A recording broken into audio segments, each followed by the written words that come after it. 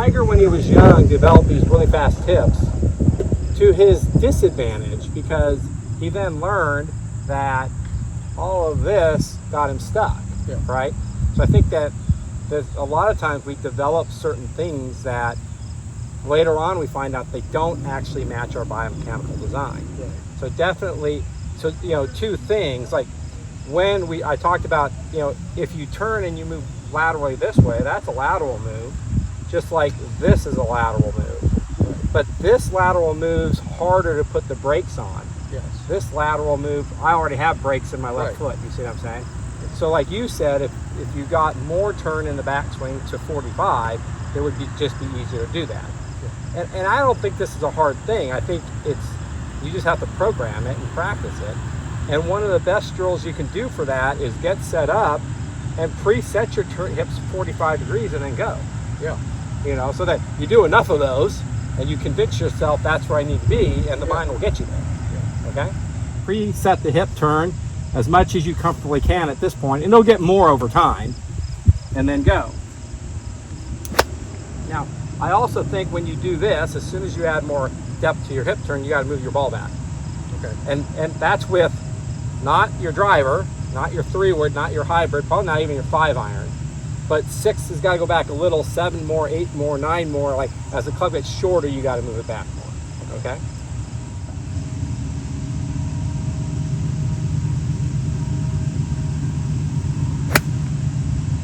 Like that. And then the more you create depth when your arm marries to the right side, because it already does that. You don't have to teach it. It comes down on your right side beautifully. But if you're turned deeper and it comes down on your side, you still have space to get it back in front. And at home as a drill, if you can, get a club in your hands, you preset that hip turn deep, you go to the top, and then you just use your right foot just to push yourself. So now I feel like I'm on my left foot. So when my right foot pushes me to my left foot, I feel like my foot, my knee, my leg, my hip are all in a position where the brakes are on, and I'm actually really easy to clear that leg, that hip, and post on that leg. And so that'll be like the second feeling that goes along with this. At this point on the range, you need to practice the arms forward feel and the hip turn feel. But at home, you kind of need to be working on the next step.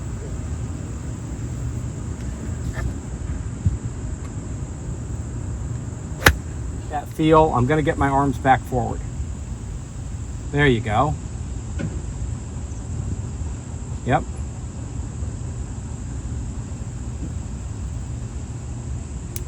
Very good.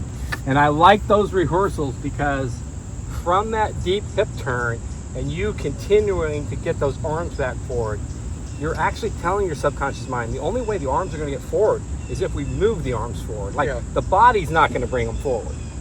You see what I'm saying? Yeah. And that's what you were doing there. That was wonderful. That's good. I think for your 6-iron, stock ball position somewhere between your buttons and the Olympia Field logo when you get set up.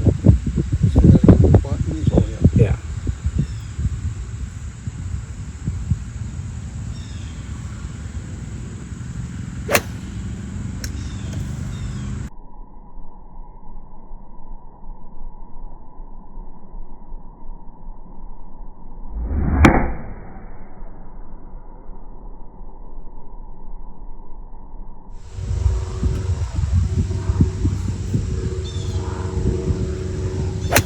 Yeah, and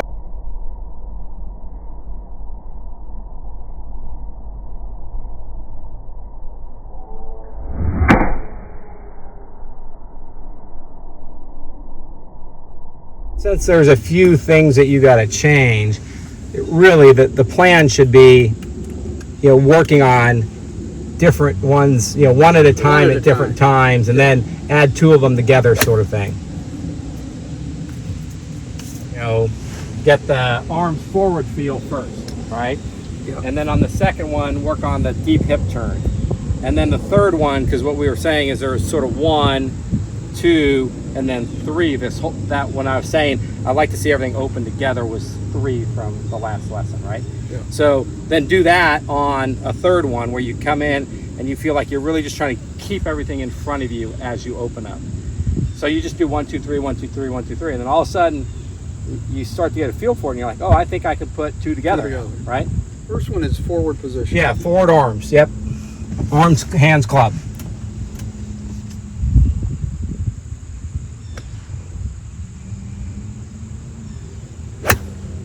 Yep.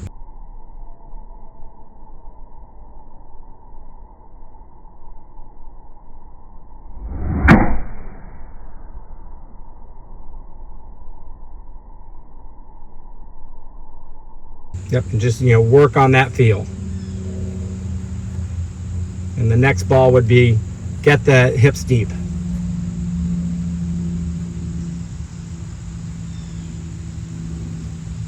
Again, you can do any order you want eventually.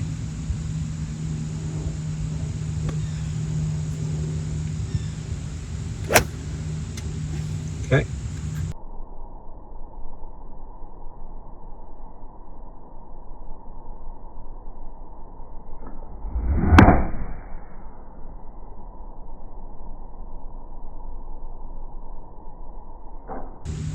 Okay. And then third one. Can you get the feel of your chest opening up sooner through the ball and everything in front of you, and extended in front of you?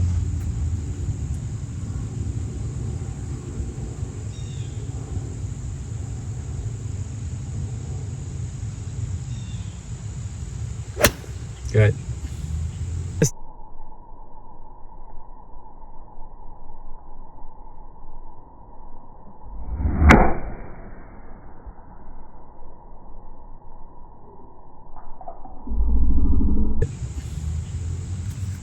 And honestly, I believe like the packaging up of it all is, if you have a place to swing a club at home, yep, and just do a training swing. So you get set up, preset your hip turn, you go to the top, arms on the side, square up, everything's in front of you. There's impact. From here I got to get that clear to extension, and then everything's in front of me on the way through. Like, if you do that every day, like in the martial arts, they do what they call forms, is the word, like if you translate the word from the different languages, basically they all mean forms, like kata or form. And like Bruce Lee actually said that everything that you've learned is meant to be forgotten so that in the moment you can react. So I believe, like, 'cause my gymnastics, you did routines, and then the martial arts, we did forms. Like, you do forms at home all the time. I just call them training swings. And if you do it all the time at home, then when you come out here, you're just going to put it together. You're going to use a lot of it, right?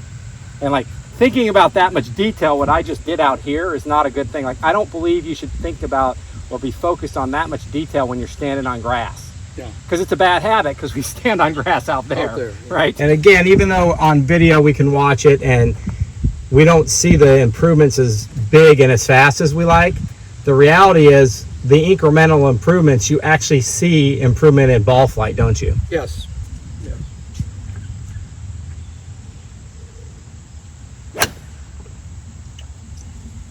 Like what percentage of the shots, in the last few many days have gone left compared to were going left before you made the changes, right? I don't know that this is good, but I kind of made my first move from the top. It will feel like that, right? So this is the difference between when people say feel isn't real. I don't believe that, because it is a real feel. Yeah. But what you're feeling is the difference between what you used to do and what you want to do. Yeah.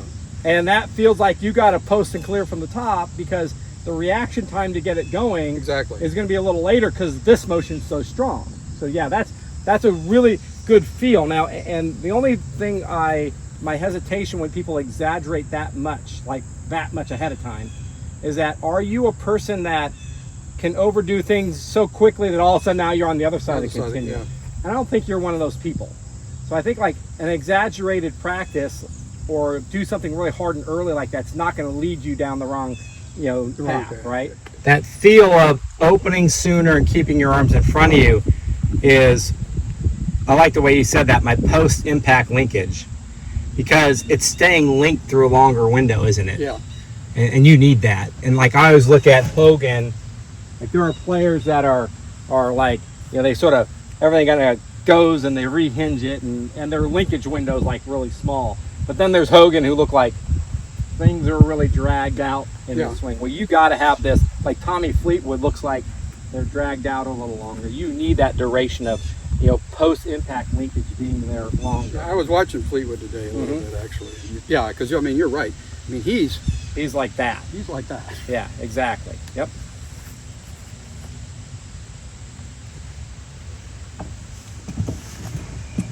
You know, which one's this going to be? This is Impact fix. Impact. With it. Are you going to add the early clear in there like you were practicing at home, or just get the arms forward? I'm going to get the arms forward, and I'm going to get this because I can easily do those two. Those two together. Okay. I like it. Okay, good.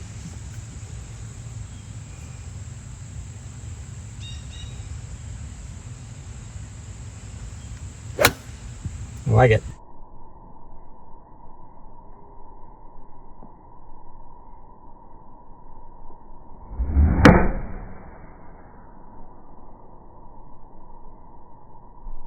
I like it.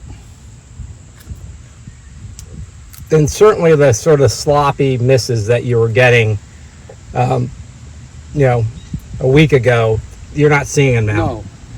No, and I don't mind, you know, if I'm hitting it right. Yeah, if they're going a little right, a little thin, you know your confidence is going to come, and those are going to get more flush. Yeah, those will be fine. Yeah.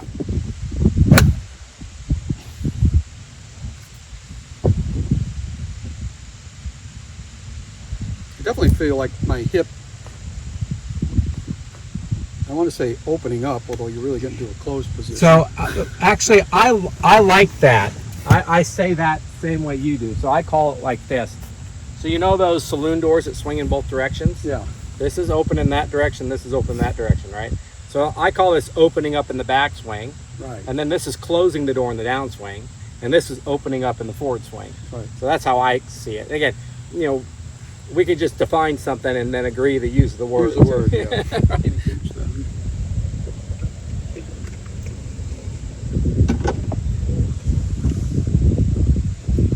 Yep, I like it.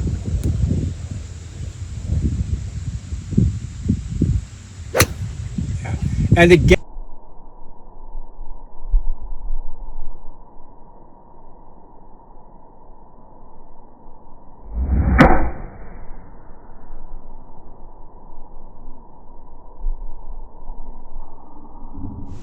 yeah. And even if it's like do the 3 drills, 3 balls, and then, you know, make 1, 2, 3, 5 regular swings, whatever it is. You're okay. I'm gonna do just regular swings until I play 3 good shots, and then go back to the drill. I don't care what the number is. You just you have to be happy with the way you're organizing the practice. Okay. So, you know, just like don't ever end on a bad swing. Don't go back to the drills if you haven't made a good one yet. Yeah.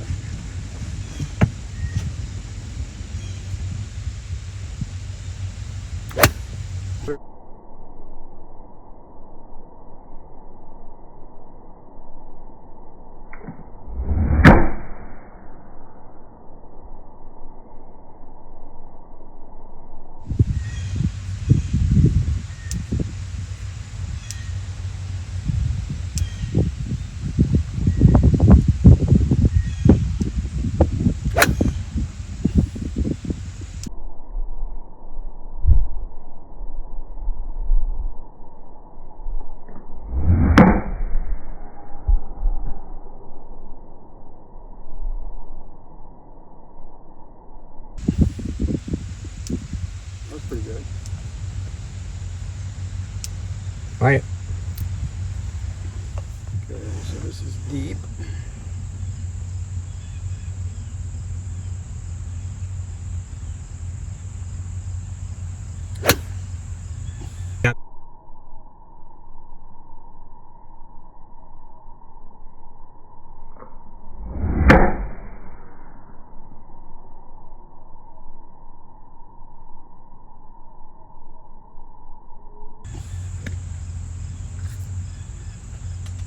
So we get it for you.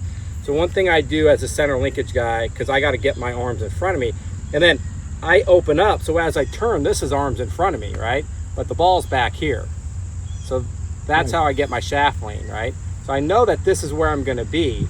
So what I do is I actually I put my arms up there. It's an exaggeration, but I put my arms up there and I create that shaft lean as if that's where my impact's going to be.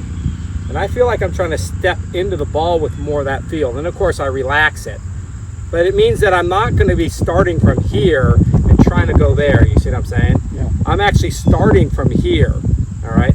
Like I'd love to have the sense that like if I opened up this much and then I just sort of squared things up to where I am and then just sort of neutralize things, that guarantees me I have a feel my arms being forward and the club more forward. So what you're doing is you're starting here and you're going this way.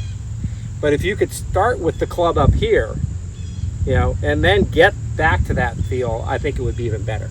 Okay. You see what I'm saying? I think so many people are taught to get the grip on and the club with everything in the middle of their body. Yeah, I would say that's something, because I think there was a time when I was more forward. Yeah, probably looked at Nicholas. And somebody said, put it back. Oh, exactly, yeah. No, go back to the other one. So almost get your left arm out on your left side, put your grip on up here and work back to where you want to go instead of starting here and working forward to where you want to go.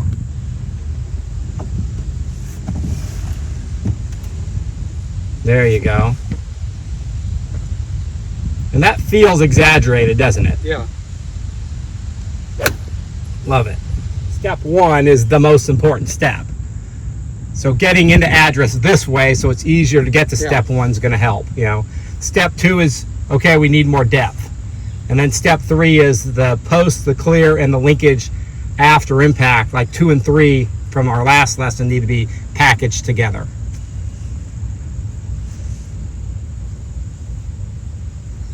Yeah, one thing I kind of helps me is I kind of almost think about getting my right arm over here, because I think if I do that, I almost have to do the other. Right. So there's in your arm swing biomechanics, there's a pattern I call cross slotting, because people that have your arm swing biomechanics often told me, and these are the ones where the arms are kind of going straight through the shoulders, and your arm goes a little higher in the backswing. So you may not feel this in the backswing, but they certainly feel the lead arm going across the chest in the backswing, and then they're coming down, and then this one goes across in the through swing. So I call it cross slotting, because this cross and that cross, that's the feel that they told me. So the more you feel like you're trying to be linear down the line, you know, instead of actually once you get to here, it should feel very this way to you. Right. Okay? Right. Yeah, and I do think I'm a little higher in the backswing, but then I do. But you get it, exactly. So it's not that your backswing's higher than your slot. So in the reality, once you drop your arms, marry your arm to the right side, you're in this cross slot attitude here. Yeah. And then this comes down, everything gets in front, and then as you go around, this one goes across you over there. So when they're swinging well.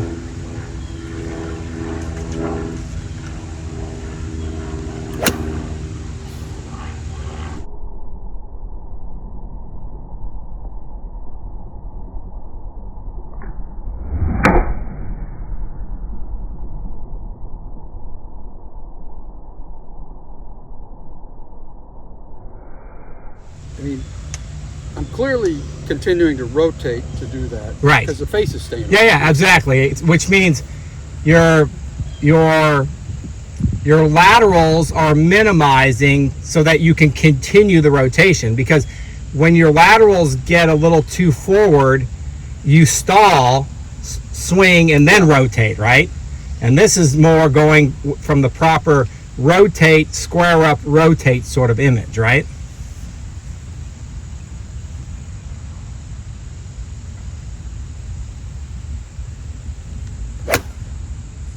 Yeah, I mean, the rotation through is way better now than it was last week. Yeah. Put the brakes on better.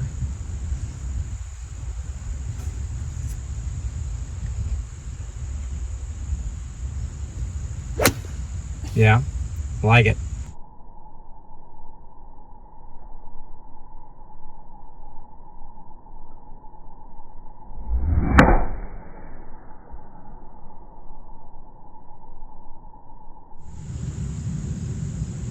All right. I'm going to think more about depth here. Okay.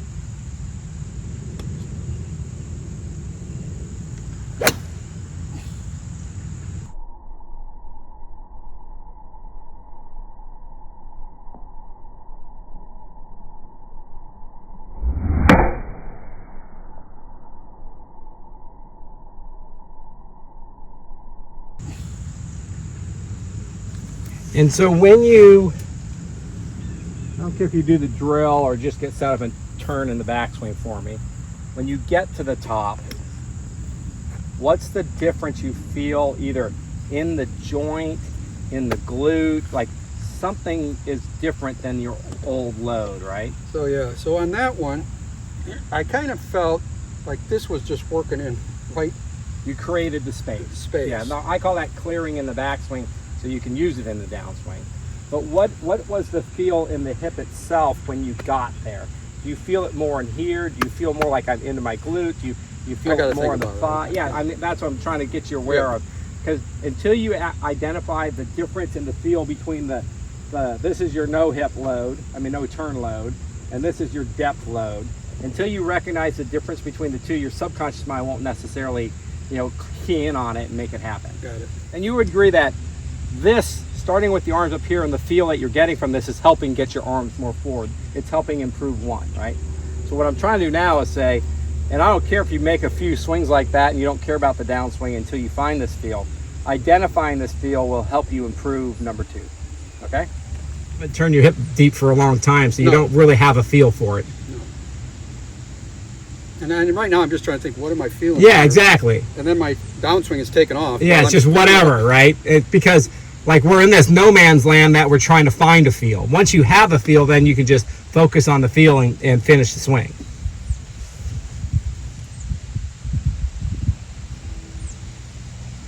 Like, that's really good. Close your eyes right now, feel it.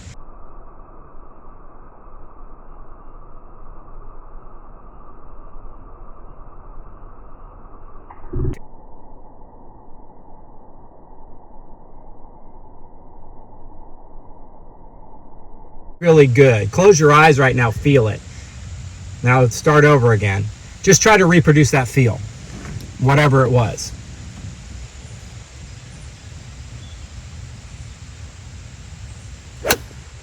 And a lot of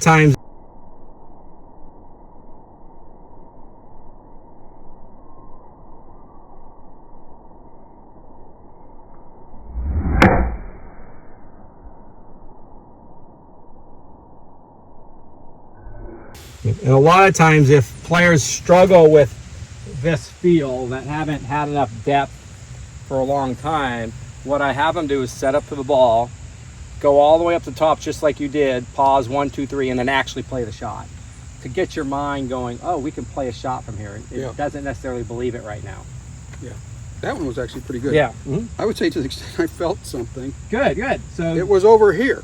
Oh, interesting. So did that feel more in front of you or more closer to the ball? It was like I felt a little pull, right? Okay, stretch through the left side. You turned the right side deep enough to feel a stretch through the left side.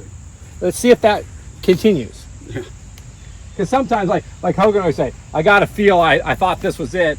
He went to bed, he woke up the next morning, and it wasn't it, right?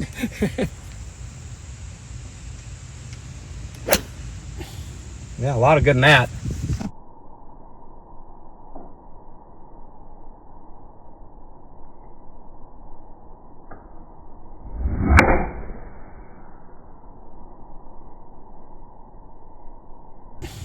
Yeah, a lot of good in that. And really, if you turn this way, don't you think it'd be harder for a ball to go left? Yes. I think this is all good stuff.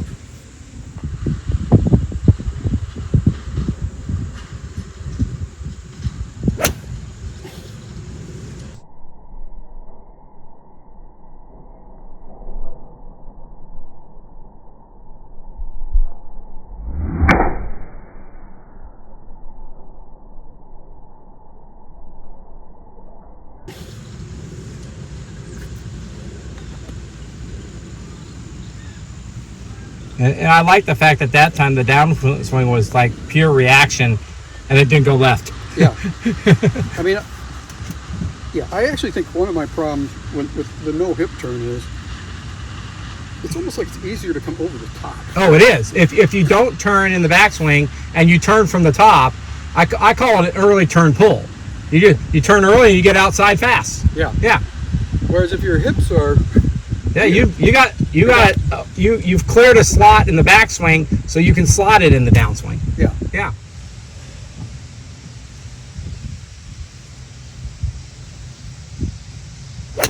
Yeah, like it.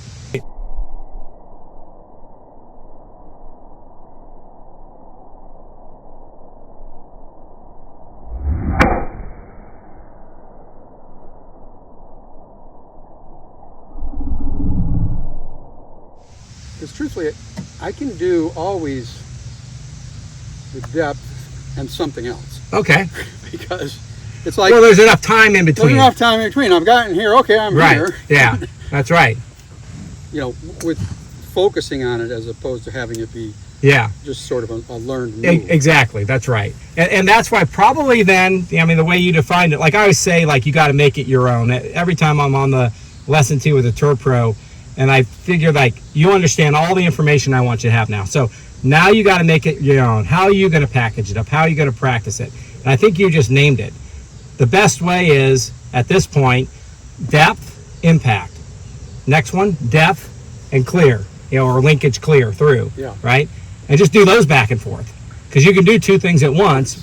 Yeah. You don't have to do the 1, 2, 3 anymore. Now, if you want to warm up with them, great. Yeah. That's up to you.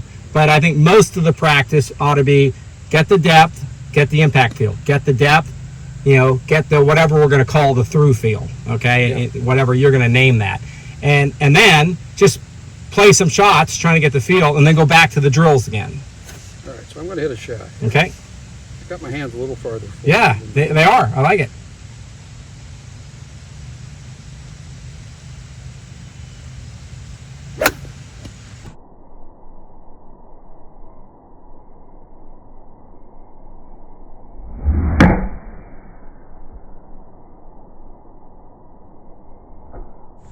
Obviously we need to get reps in and time to work on it, but honestly, the thing that actually gets you to make the change faster is literally convincing the subconscious mind that this is what you need to do, this is what needs to be packaged up, and then these are the feels that go with it. Yeah. When you've convinced the subconscious mind, you'll just do it, okay? And so, like, how many people have stopped smoking cold turkey in the history of smoking? Millions. Yeah. Right?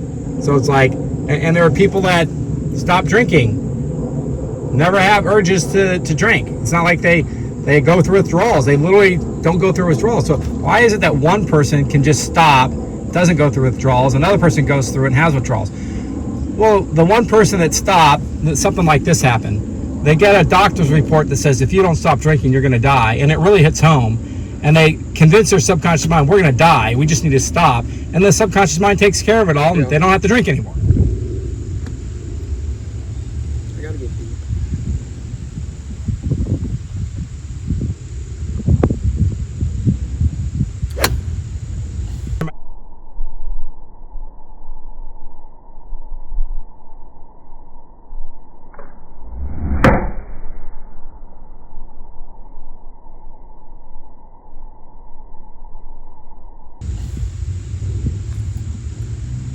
I think there were a lot of good things. Yeah, absolutely.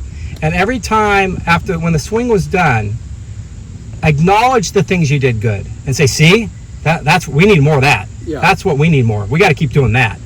Yeah. And I don't know if you ever heard me say this, but my team coach in college at UC San Diego, towards the end of my senior year, we're sitting down having lunch, and he goes, I got to ask you something.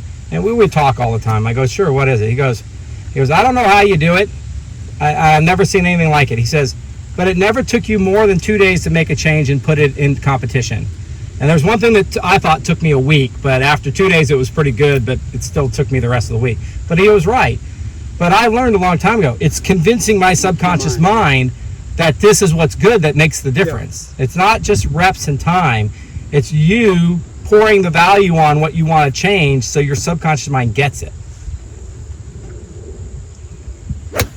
There you go. And believe it or not, it helps to say, we need to do this. We need to get deep. Yeah. Because like people don't get it, but we like Freud, me, myself, and I, they're in there. Yeah. And when you say I, your subconscious mind says, okay, but what do you want me to do? But when you say we need to do this, it's like, okay, I get it. We're a team.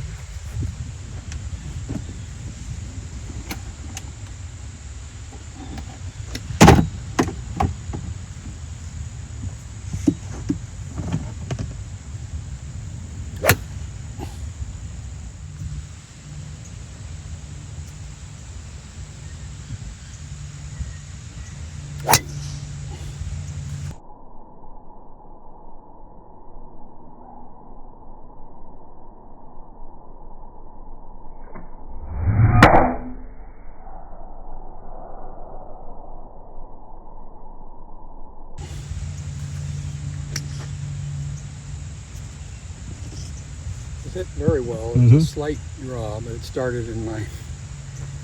Yeah, and like that type of draw, if you get that every now and then, it's like, not a big oops. deal. Yeah, it's like, Yeah. oops, that's not what I wanted, but it's not going to hurt me.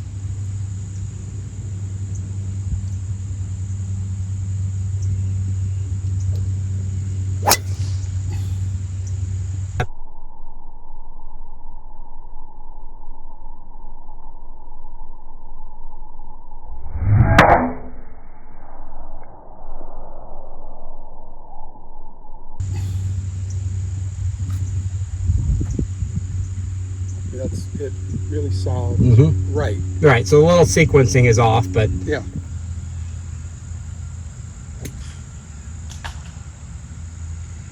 Okay, this should be right over the post. okay.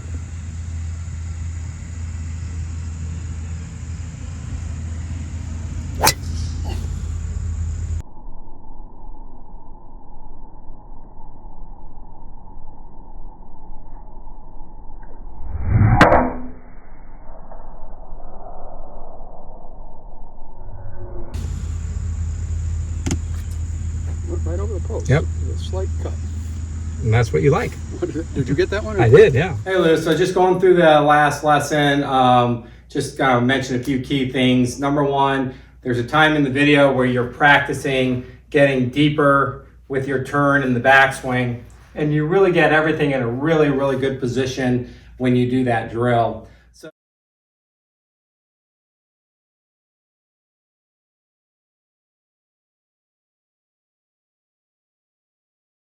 So I would suggest, number one, doing that at home a lot, where you're clearing that whole right side and getting all the way to the top, pause, 1, 2, 3, and then get used to swinging through from that pause position.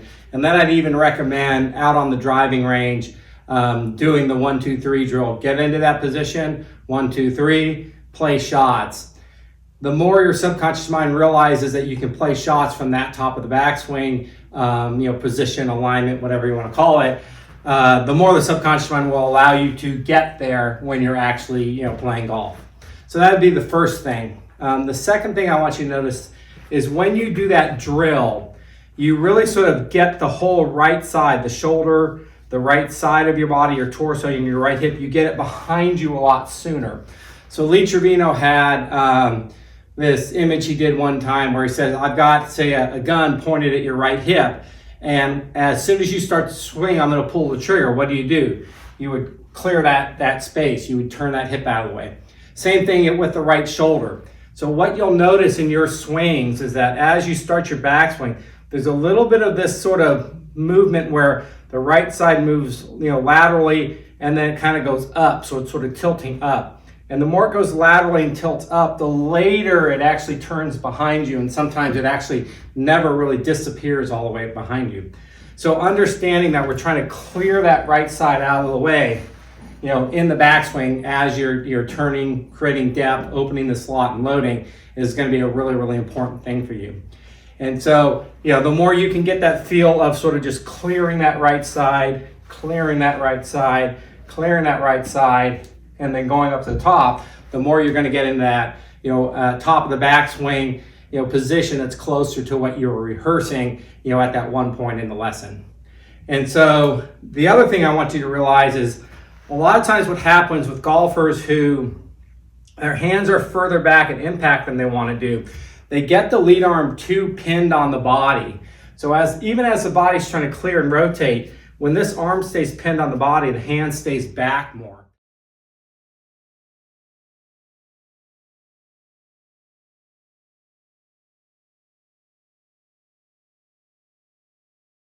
You have a little bit of that. You'll actually see as you come into impact, you're a little bit this way. And even as you're turning, this arm stays pinned on the body too long. Now, interestingly enough, with the driver, because you're pinned, but you're more this way, when you get to impact with the driver, as you clear the body out of the way, even though this is pinned, we can see the body really opening up earlier in the forward swing. So just like we want this to clear early in the backswing, in reality, we want this to clear earlier in the forward swing. And when this clears earlier and your hands are forward, the shaft and the face are a lot more stable, and it's harder for you to get, those left shots. The one thing we need to realize is that when this lead arm stays pinned on the chest, I call that stuck 2.0. So stuck 1.0 is just the typical fire the body, leave the arms behind, Tiger Woods, everything stuck behind. Stuck 2.0 being the lead arm's stuck on the body, and even though we're trying to clear, we can never get our arms and our hands forward enough, okay? There's also a stuck 3.0, and that's where your joints get stuck, and that's when a golfer that's built to be, more horizontal starts tilting too much, and they get stalled when they do that. So, and we haven't really looked at your swing, so that's not important at this point. But there are those 3 different stuck versions. So in your case, when you felt like you opened up more room in the backswing and you were able to get your arms more down here, now that lead arm isn't as stuck on the body as you rotate, and you'll see that left arm really clears around or exits around your body a lot more. And you even described at one point that you get this feeling that your body opens up through the ball, and then you really feel like the club kind of swings around you, and your trail arm goes across your chest. Well, if the trail arm's going across the chest, then the lead arm's going around the body. And in your case, we can see your lead arm sort of stays pinned to your body too long. And again, I call that stuck 2.0, as compared to getting those arms forward. Now the right arm's going to go across my body and the left arm goes around my body. So those are sort of the keys I'm looking for. In the backswing, I would like the body to clear a lot sooner, so you can get in that really good top of the backswing, position. I don't like calling it positions, but I think you get the point of what I'm talking about.